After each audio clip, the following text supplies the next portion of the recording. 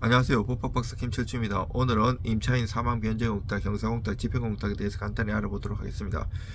임차인 사망 변제공탁은 갑자기 내가 임대인인데 임차인이 사망했을 경우 임차인의 뭐 가족이라든지 내가 나한테 돈 주면 된다고 주면 문제가 생겨요. 크게 뭐 작건 크건 서울에는 뭐 전세가 몇십억도 있어요. 나중에 얘가 진짜 상속인이라도 저도 다른 이중변제 위험이 있어요. 다른 상속인이 나한테 달라고 해갖고 소송 거는 경우도 있고, 또 상속 포기는 한정승인 돼가지고 문제가 되는 경우 있고, 상속 포기는 한정승인 안 하더라도 법정 상속 때는 분배해야 되고요. 그리고 또 형사공탁이라는 것이 있는데, 몇 년 전부터 이제 원래 내가 성범죄자인데 만약 피해자의 인적사항을 모르잖아요. 그러면 합의나 뭘 시도하려고 해도 안 해요. 그럼 공탁을 하려고 해도 인적사항을 모르면 안 되잖아요.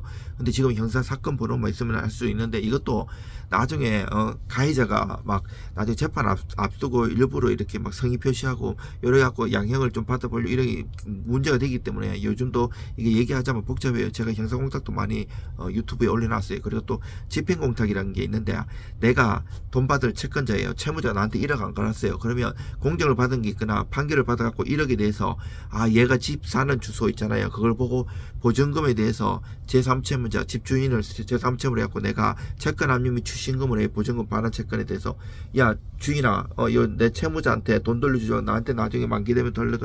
여기도 많은 법리적인 분쟁이 발생해서 상가든 주택이든 약간의 차이가 있긴 하지만, 여기서 만료가 됐을 때 돌려주는지 아니면 얘들이 채권 압류 추신 들어오면 월세가 만약에 안 되는 경우가 있잖아요. 그러면 그걸 공제하고 주는 건지 많아요. 이게 법리가 엄청 복잡한데, 여기에 대해서도 제가 소송해갖고 엄청나게 많이 이겨보기도 하고 공탁도 많이 해봤어요. 짧은 시간에 다 할 수가 없어요. 제가 맨날 바쁘니까 걸어다니면서 아니면 법원에서 촬영을 했잖아요. 몇 년 동안 수없이 많은 법리에 대해서 다 올려놨어요. 그렇지만 이제 좀 앉아갖고 차분하게 해달라고 그래갖고 제가 오늘 토요일이지만 내가 이렇게 좀 정리해갖고 했으니까 이것만 참고하시면 안 돼요. 엄청 길어요. 이거 다 씌울 수가 없어요. 너무 많으니까 보시고 도움 받으시기 바랍니다. 죄송합니다. 인천사면 변제 어때요? 저는 법학 박사이고 2011년 17회 법무사 시험 참석하겠습니다. 만약에 뭐 임차인이 돌아가 있습니다. 보증금은 누가 돌려 했잖아요. 이렇게 오면 문의가 많이 와요. 문제가 많이 생겨가지고 사실 실제로 민형사업 문제가 많이 터져요. 그리고 임차인이 사망했는데 상속권이가 불명을 하거나 상속인이 다수이고 서로 의견이 다르거나 상속포기 안정성이 재인 중이라면 임대인이 서두른 누군가에게 보증금을 지급한 순간 오히려 위험이 시작되죠. 이중변제이요. 임차인 사망 시 임대인이 가장 먼저 점검해야 할 거예요. 임차인이 사망해 임차인의 보증금 반환 정보를 원칙적으로 상속인이 승계되는데, 문제는 상속인이 누구인지가 모르죠. 사실 걔들이 서류 가져가는 것도 믿으면 안 돼요. 먼저 그 계약서 넣고 이제 변제공탁을 해요. 죽은 사람, 그러니까 죽은 사람 상대로 피공탁을 하면 초본을 내라 그래요. 왜냐하면 항상 그 공탁계에서는 초본 사항 주소로 보내니까. 근데 그거를 보증명령을 받았고 떼면 말소자 초본돼 있을 거 아니에요. 말소자. 그리고 다시 그 상속관계를 구체적으로 특정해 달라고 보증명령을 내달라 그래요. 그러면 그 서두르대로 발급해가지고 해야지 안전해요. 이게 2008년도 이전에는 그 호적법이라 해가지고 호적부 하나에 막 온갖 잡다한 거 다 들었는데, 2008년에 가족관계 등록에 관한 법률이 시행되면서 5개로 바뀌었어요. 기본증명서, 가족관계증명서, 혼인관계증명서, 친양자관계증명서, 입양관계증명서, 그리고 재적동본, 전재적까지 다 떼가지고 봐야 되고, 또 이중 호적되어 있으면 호적을 먼저 말써야 되기 때문에 복잡합니다. 이게. 변제공탁은 무엇인가? 갚을 준비를 했는데 받을 사람이 확정되지 않는다. 이런 상황이기 때문에 잘 하셔야 되고, 임대인이 채무가 안전하게 종료될 가능성이 커집니다. 유족, 상속인 사이의 분쟁을 임대인이 따르지 않게 됩니다. 실무에서 가장 많이 틀린 세 가지는, 여기서 공탁이 무너지면 위험이 커져 공탁을 하면 끝이 아닙니다. 공탁 무효의 소속도 들어오게 돼요. 헌결이 있으면 오히려 공탁인데 채무가 남아있던 최악의 상황이 발생하기 때문에 공탁권 산정 정확하게 잘해야 되고요. 그것이 임대인이 일방적으로 공제하면 공탁 자체 다툼이 생겨 전부 공탁하는 게 나아요. 피공탁 기재 오류, 임차인이 사망해서 피공탁의 원칙은 상속인이 될 수 있지만 상속인이 확정되지 않았고 다수일 때 기재 방식이 중요하고요. 첨부수를 사유 소명 부족하면 문제가 생깁니다. 그리고 임차인 사망 변제 때 이런 호흡을 준비하러 안전합니다. 사망 사실 확인, 사망에서 이런 걸 다 봐야 돼. 상속관계 확인 시도까지. 걔들이 서류 떼온 걸 믿으면 위비 변조해 갖고 떼올 수도 있거든요. 그리고 부실해요. 형사공탁 피해자를 못 찾아 책임자 사라지지 않습니다. 여기 공탁도 할 말이 엄청 많은데 여기 제가 유튜브에 많이 올라왔어요. 집행공탁. 물론 이거 외에 공탁은 원래 변제공탁, 요 임차인 사망 변제공탁이나 형사공탁, 이게 변제공탁이 빚 갚는 거, 집행공탁, 요 아까 말한 그 집주인 사례, 그리고 담보공탁이라서 이 담보가 보증공탁이라고 하는데 보증할 때 이것도 엄청나게 많아요. 재판상 담보 보증하는 것부터 해가지고, 그리고 아까 보증이라고 했는데 이게 담보공탁인데 보관공탁이 있어요. 뭐 열쇠라든지 특이한 거, 보석 이런 거, 그리고 몰치공탁, 몰치하는 거예요. 공탁이 보통 있잖아요. 그 사람들 공부할 때는 뭐 이렇게 각각 있는 줄 아는데 그렇게 간단한 게 아니에요. 이게 짬뽕 돼가지고 혼합 공탁이 되는 경우도 많고, 이게 공탁할 건지 지급할 건지 애매한 것도 많고, 이게 어쩔 수 없이 공탁을 해야 되지만 공탁 사유가 아닌 것도 많아요. 연락도 전에 이걸 다 입증해야 되는데 기교가 필요하고 그래도 실력이 필요해요. 모든 법은 AI 물론 훌륭해요. AI는 참고만 해야 돼. 그러니까 AI가 법 적용이 5년에서 10년 수준을 따라잡았어요. 근데 이런 그래서 법무사 사무실에서 변호사 사무실에서 이런 이제 새로운 직원들이나 안 뽑잖아요. 그 법무사들도 그 초짜들은 5년 10년 된 이하는 많이 무너지는데, 저처럼 오히려 실력이 월등하게 이르면 AI를 뛰어넘으면 더 손님들을 도와줄 수 있거든요. 단순한 손님들이 안 오죠. 다 하다 다른 법무사 변호사 선택 해결 안 되는 것들이 오는데, 그거를 뛰어넘어야 돼, 실력을. 그 AI는 아주 복잡한 것도 뭐 해결을 못 하거든요. 내가 실력을 갖고 있을 때, 틀렸을 때 지시해주고 이러면 얘가 할 수 있는데, 단순히 그냥 알아 다 맡기면 나중에 문제 생겨요. 그래서 손님들이 요즘,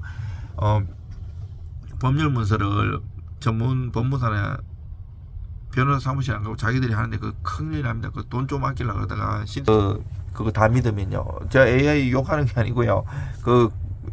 복잡한 그 일을 뛰어넘어야 되는 것들이 있어요. 공탁은 절차가 아니라 권리 방어 전략입니다. 공탁이 어려운 이유는 단순합니다. 공탁은 돈을 맡기는 일이 아니라 법적 책임의 전개를 설계하는 일이기 때문입니다. 공탁이 제대로 작동하면서 최소한 3가지를 담아야 하는데, 금액이 확정해야 합니다. 부족 공탁은 분쟁을 남기고요.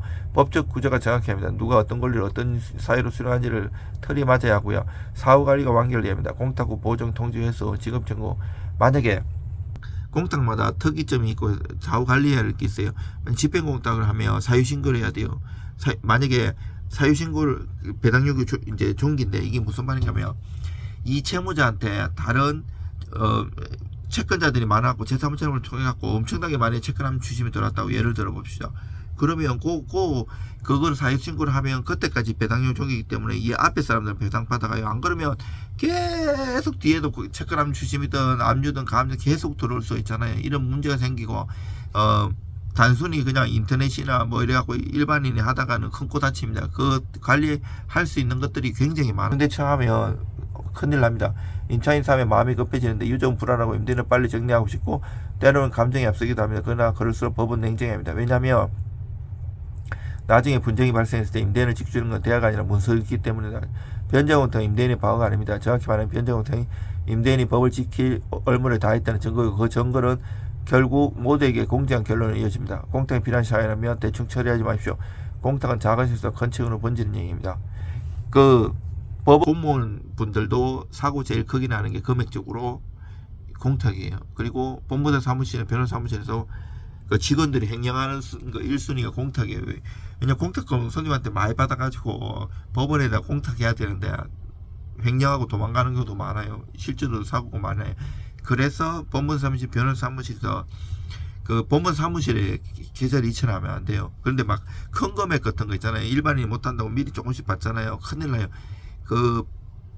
우리 사무실은 어떻게 하는가 하면 이 공탁 법원 계좌 있잖아요. 그걸로 입금하라 그래요. 거기 깔끔해요. 법무사 사무실 하면 금액 크면 돈 많이 버는 줄 알아요. 사실 법무사 사무실 돈도 못 벌고 요즘 경기 엄청 안 좋고 어렵거든요. 그러면 이거 국세청에서 뭐 이거 돈 많이 들어오네. 제가 이제 대기업에 강제 집행 업무라든지 소송 업무, 대기업 그리고 은행사 이런 걸 많이 했었어요. 옛날에 공탁 업무도 많이 하니까 이 돈이 큰 돈이 계속 오니까 이거 돈 많이 번 줄 아니. 돈을 하는 수수료를 얼마 되지도 않는데. 그래서 나중에는 이렇게 법원에다 건해가지고 법원 계좌번호 이렇게 하고 전자공탁이 이제 됐잖아요. 옛날 전자소송 전자공탁 이런 게 없었어요. 그걸로 하라고. 우리는 10원도 안 받아버려요. 귀찮거든요. 그것도 2차 하고 이러면서 우리는 또 따로 수수료 들고. 거기 최고. 손님도 그게 안전해요. 법원 계좌는 1원이라도 틀리면 입금이 안 되거든요. 그걸로 하라고 그러는 게 최고예요. 우리는 송달리인지도 우리가 안 받고 그냥 법원 계좌로 그걸로 입금하라 그래. 그게 제일 편합니다. 그 괜히 오해 없고요. 아이 돈도 못 벌고 이제 힘들고 저도 보세요. 아니 이 토요일도 나가고 그러는데 밥 한 끼도 먹기 어려운데 지금 오늘 토요일인데 내가 한 끼도 못 먹고 이러고 있어요. 물론 다이어트 하는 목적도 있고요. 그래서 공탁은 절차나 권리를 위한 전략입니다. 공탁은 당신의 침묵을 법이 대신 말해주는 마지막 기회입니다. 제 유튜브 법학박사 법무사 전문위원 김철중 TV에 보면 블로그도 운영하고 유튜브도 지금